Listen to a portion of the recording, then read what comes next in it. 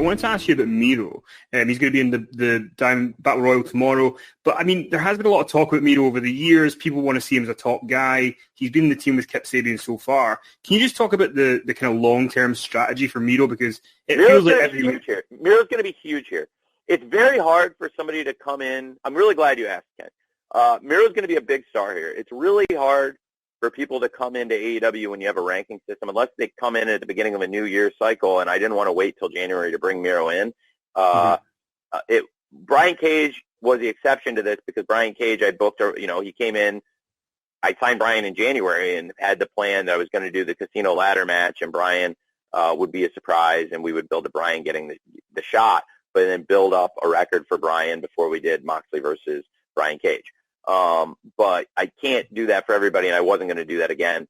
And so I couldn't just put Miro in the main event with no record and no history here. So he's got to build up and build stories, but he's working with some of the top people in AEW, some of the people I regard as the top people with the Best Friends and now Orange Cassidy and stories. And so, we have great stuff going on the top of the card, and I just couldn't cast everybody aside. Jon Moxley and Kenny Omega, Chris Jericho and MJF, Cody and Darby, Ricky Starks and Brian Cage. We have Will Hobbs moving up now. Hangman. There's so many great things going on in AEW. And Miro is now going to be a huge part of AEW too, but just like everyone else, he had to win matches and get involved in stories. And whether people know it or not, we're recontextualizing Miro. I don't know what Miro was supposed to be before he came to AEW. I don't understand what he represented. And I think most of the great characters in wrestling have some element of their personality. There are exceptions to this, but where they bring themselves into it. And the Miro you're seeing is the Miro I know, which is an awesome, interesting person who's got an amazing sense of humor. I wanted to do that one-on-one thing with Miro and Trent because I did see some of what people were saying, because there's a person in there that I was trying to show everybody that it's him. It's not anything we made up at AEW, because it's not it's not some great invention of a character. This is him, and I want people to get to know him better.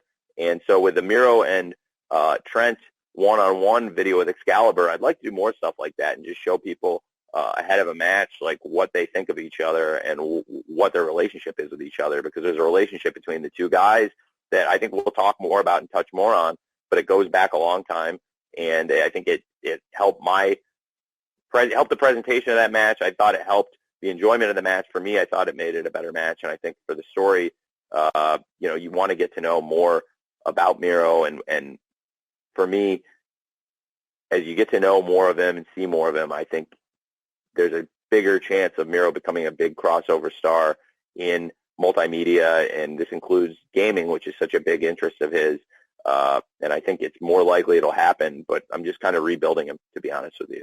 I thought he got beaten down so bad. I saw some jackass on Twitter was like, this guy drove a tank at WrestleMania, and now he's doing this. And I was like, yeah, and then he got kicked in the nuts, and they treated him like shit for years.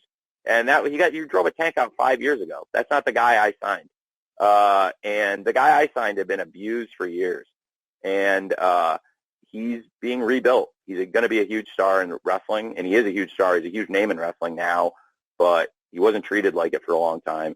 And you're gonna get to know him better, and it's a marathon, not a sprint. And so when 2021 resets, I think he's going to be somebody that'll have a chance to build a record over the course of the year and be a big star here. But I wasn't just going to put a guy in with a 0-0 record and say he's the number one contender. That's not how it works. Kenny had to work really hard to put himself in this position. There are exceptions like Eddie and Moxley. They had a great story, and I had a great out to explain it, which is Mox wanted this match. He's defended against all the top 5 guys, and there's literally nobody in the top 5 Mox hadn't beaten. And so it's, at that point, because Kenny was still coming up from tag teams, he hadn't wrestled as many singles matches. He was working his way through this eliminator. So we had a top 5 where Mox had literally beaten all of them. And Eddie was a match he wanted, and he was going to face the winner of the eliminator. So it's like, if he wants to do a voluntary title match and it's a big match and it's going to sell pay-per-views, I'll take it.